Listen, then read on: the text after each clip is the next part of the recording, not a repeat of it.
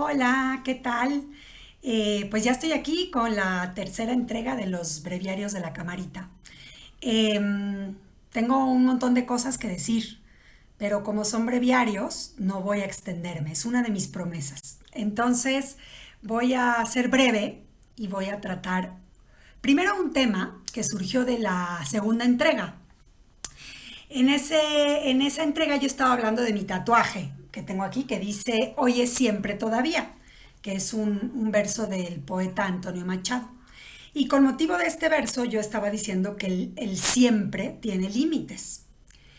Y entonces me propusieron en el canal de YouTube que ahondara en esta idea. Y entonces me quedé pensando y es fascinante porque, claro, la palabra siempre es una palabra de uso cotidiano de lo más, o sea, ¿cuántas veces al día la utilizamos?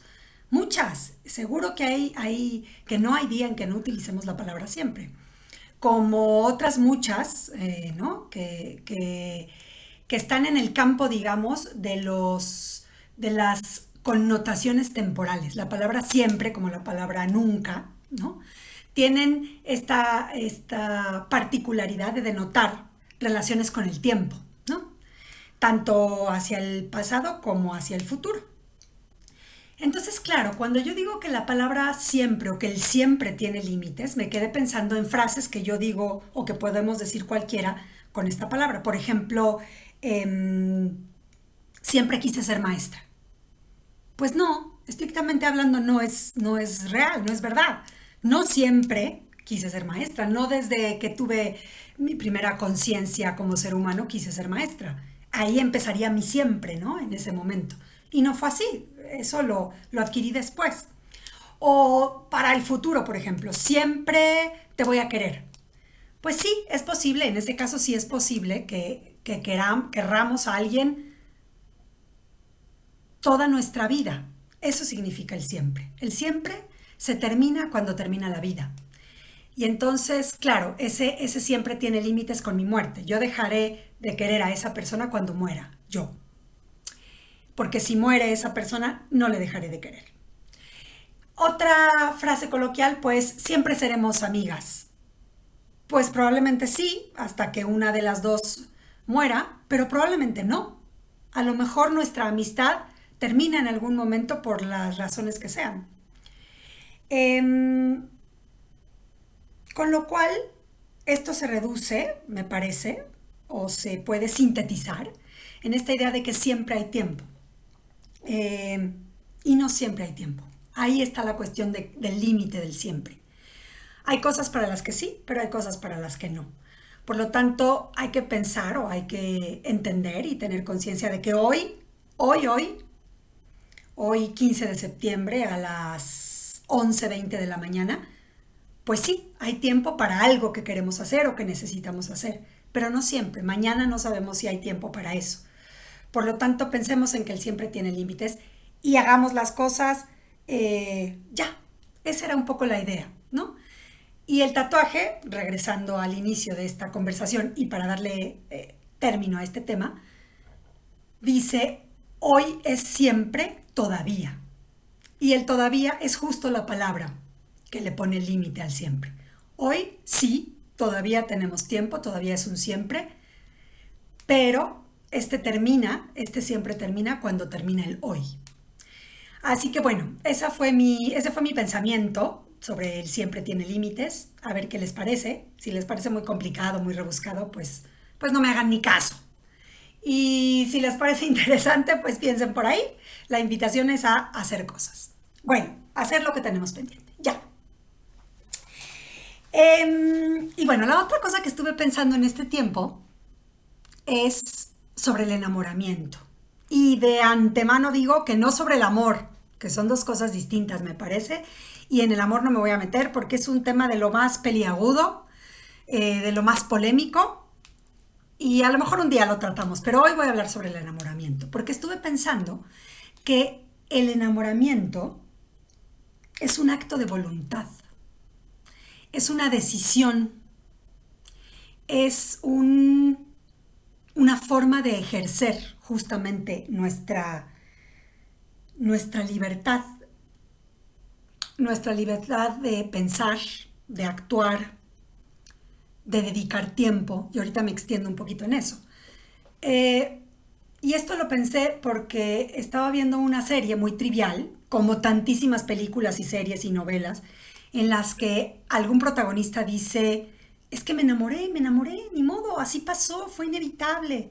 Y entonces me quedé pensando y me parece que no, que el enamoramiento claro que es voluntario y claro que es evitable o inevitable, según lo que una decida, ¿no?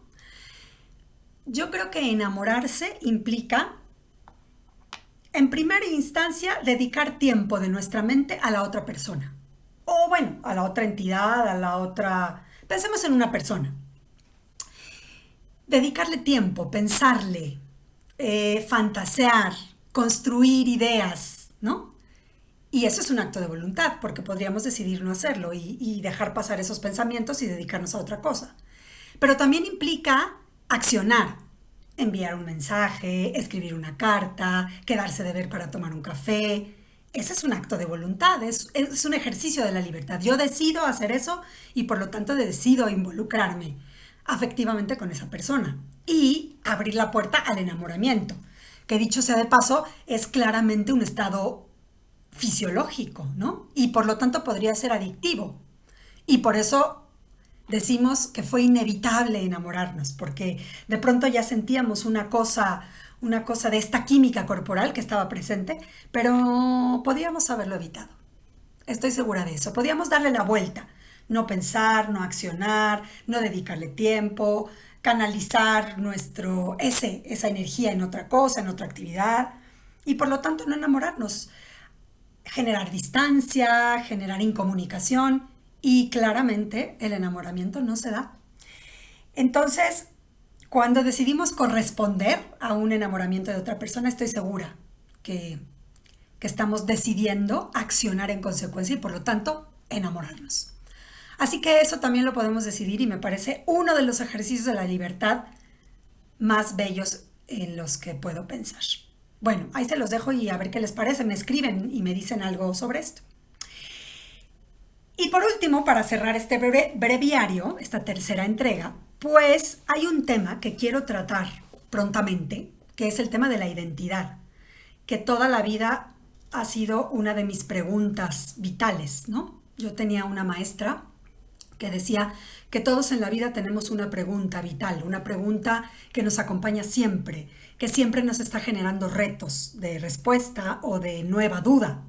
Y para mí la identidad es una de esas preguntas. Entonces estoy elaborando muchas ideas para podérselas compartir, pero me gustaría que me dijeran qué creen que es la identidad. Y para pensar un poquito en ello, hoy les voy a proponer un ejercicio que es muy lindo, que les va a invitar a centrarse en ustedes y en pensar en qué es ese terminajo, esa cosa tan importante y tan definitoria que es la identidad personal.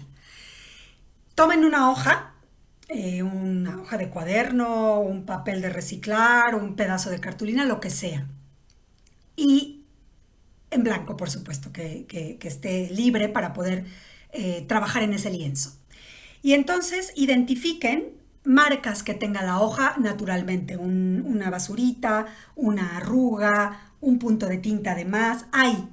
Sean cuidadosas y cuidadosos y encuentren por qué hay. Y márquenlos con un plumón, chan, chan, chan, ¿no? Y entonces, entre un punto y el siguiente, tiendan una línea, un trazo, que puede ser también con plumón. Yo lo hice con estambre porque es muy bonito.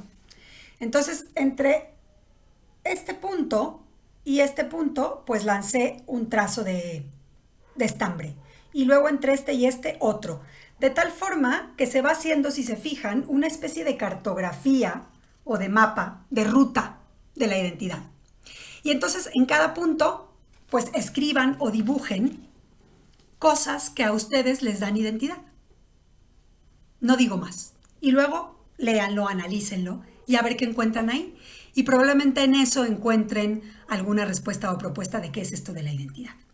Bueno, pues hasta aquí este ejercicio del mapa de la identidad, este cuestionamiento sobre el enamoramiento y este ahondamiento sobre el límite del siempre. Les dejo un beso muy grande.